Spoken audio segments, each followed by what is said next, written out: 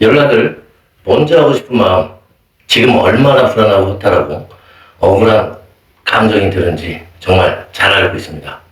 그러나 연락을 먼저 하면 안 되는 경우는 어떤 경우가 있는지에 대한 내용의 영상을 준비했습니다. 오늘 끝까지 시청 부탁드리면서 사랑의 진검다리 TV 지금 시작하겠습니다.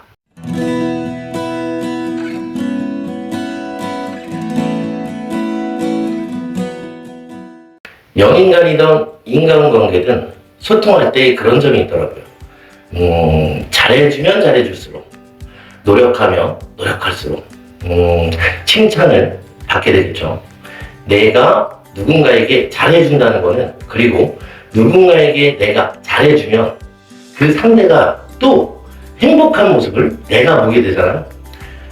나로 인해서 고마워하는 그 사람을 보면서 내가 참 괜찮은 사람이구나라는 걸 좀 느끼게 되더라고요.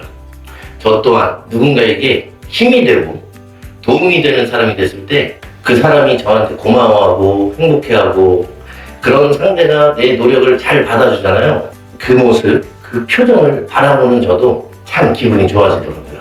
근데 이게 처음에는 누군가에게 잘해주어서 그 사람이 좋아하는 모습을 보면서 그렇게 좋아했다가 그러면서 나의 자존감도 그렇게 채워나가는 것 같아요.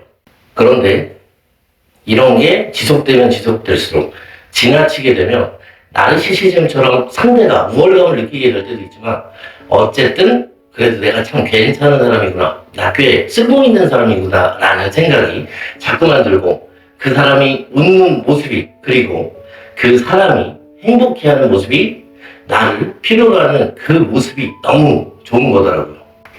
어릴 때 부모님이 얼마나 아빠가 나한테서 또는 엄마가 나한테서 이 못난 놈, 이 쓸모없는 놈 이렇게 욕 듣다가 그래서 부모님한테 항상 늘 죄책감을 이렇게 가지고 있다가 나의 새로운 여자친구나 그리고 남자친구가 나로 인해 고마워하는 모습이 나의 어린 시절의 부모님으로부터 느끼던 죄책감에 대한 미안함을, 그리고 상처를 씻을 수 있게 되는 것 같더라고요.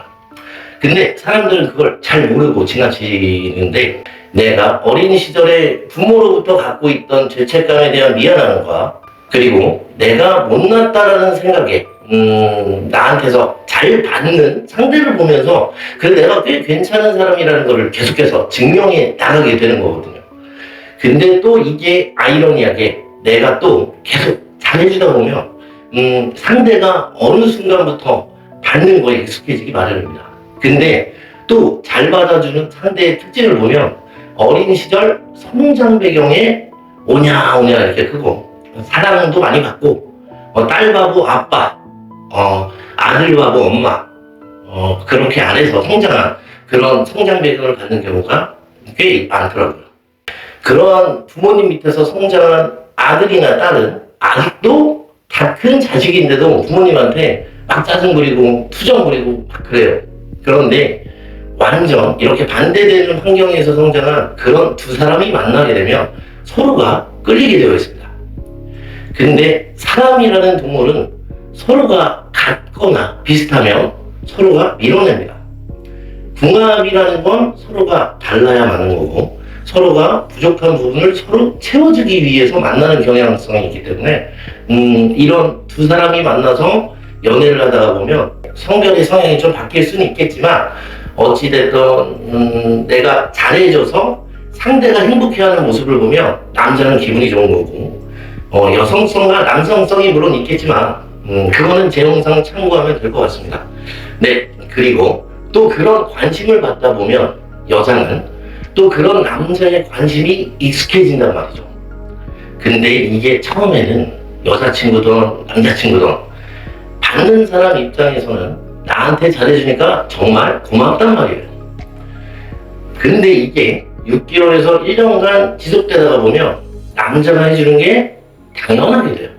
근데 웃긴 거는 남자 또한 자기가 해주면서 얻고 있었다는 걸 까마득하게 모르고 잊어버리고 있습니다. 근데 어느덧 남자는 나로 인해 행복해하던 여자친구가 나로 인해 불행해하면서 왜 더 나한테 관심을 안 줘? 못해? 이렇게 얘기를 하면 이게 반복이 되면 남자들은 정말 지치게 됩니다.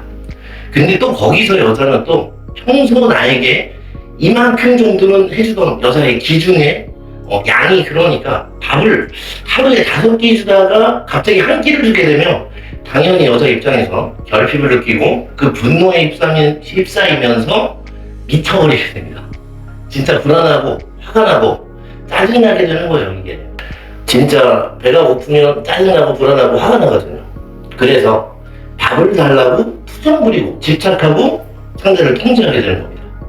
남자는 좀 여자가 밥을 덜 먹었으면 좋겠고, 여자는 남자친구에게 관심의 밥을 더 달라고 이렇게 하게 되면서 서로가 기준에 부딪히게 되고 서로가 갈등이 생겨버리게 돼요.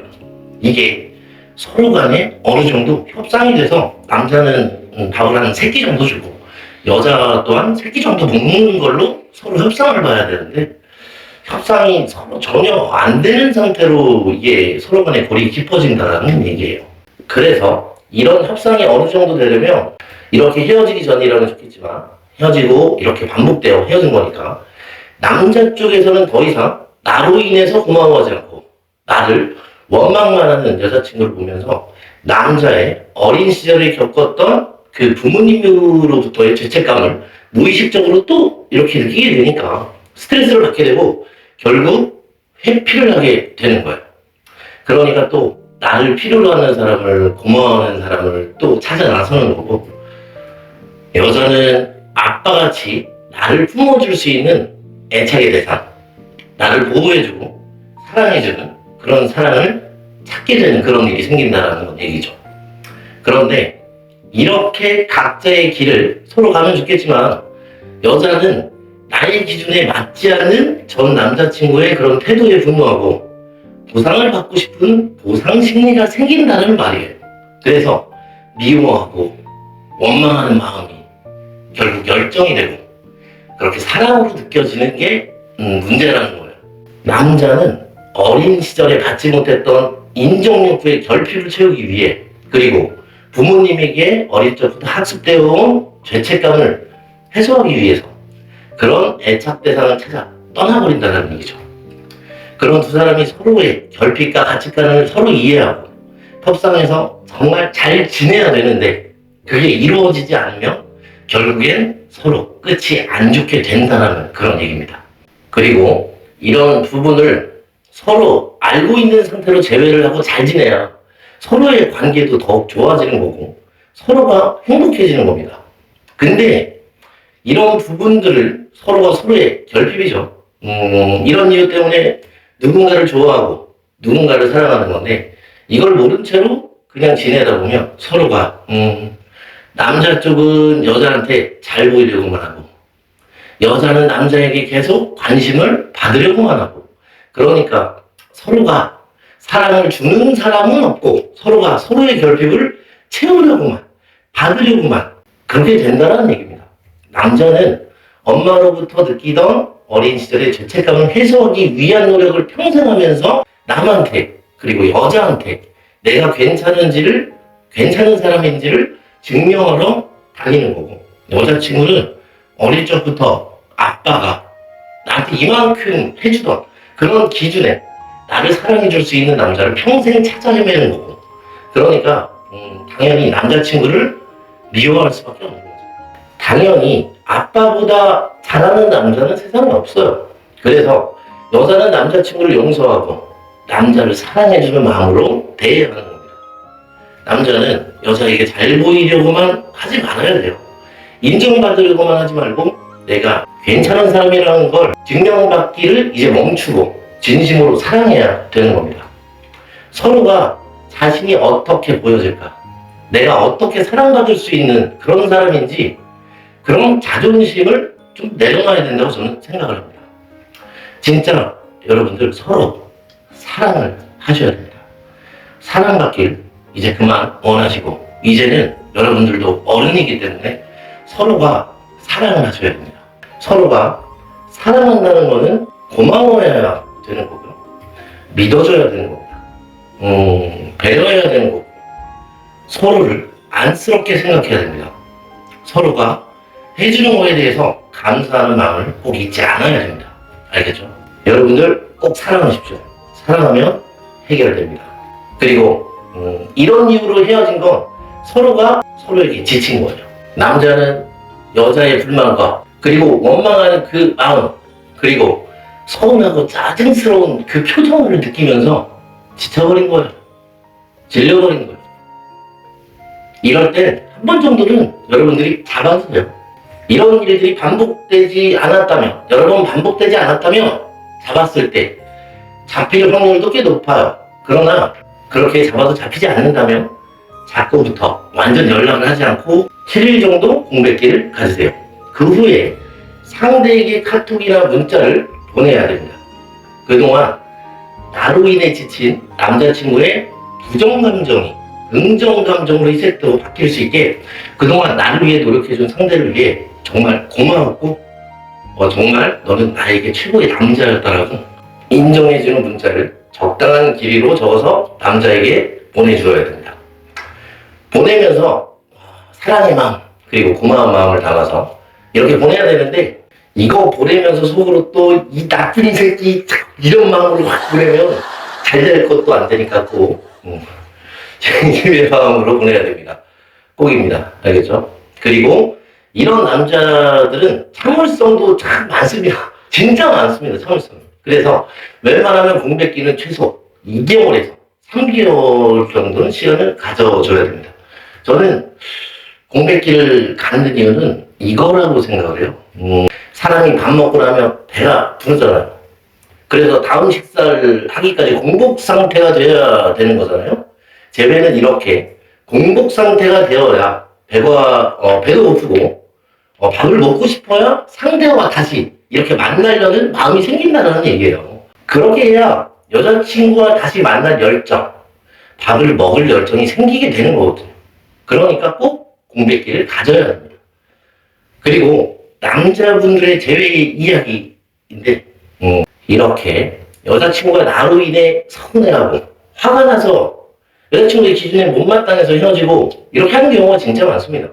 온실 속에 화초라서 아빠만큼 여러분은 될 수 없어요.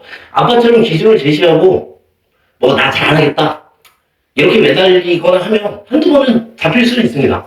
이런 스타일의 여성은 그러나 이게 지속되면 습관이 돼서 여자친구가 뭐만 하면 우리 헤어져 막 이렇게 여러분들 아주 노이로제 올 겁니다.